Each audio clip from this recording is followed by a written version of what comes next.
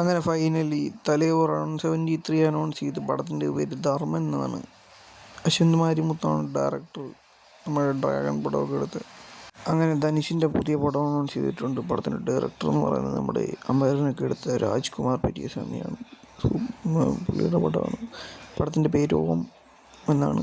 Chapter 1, chapter 2 2 പാർട്ടുകളായിട്ടാണ് ഈ പടം വരുന്നത്.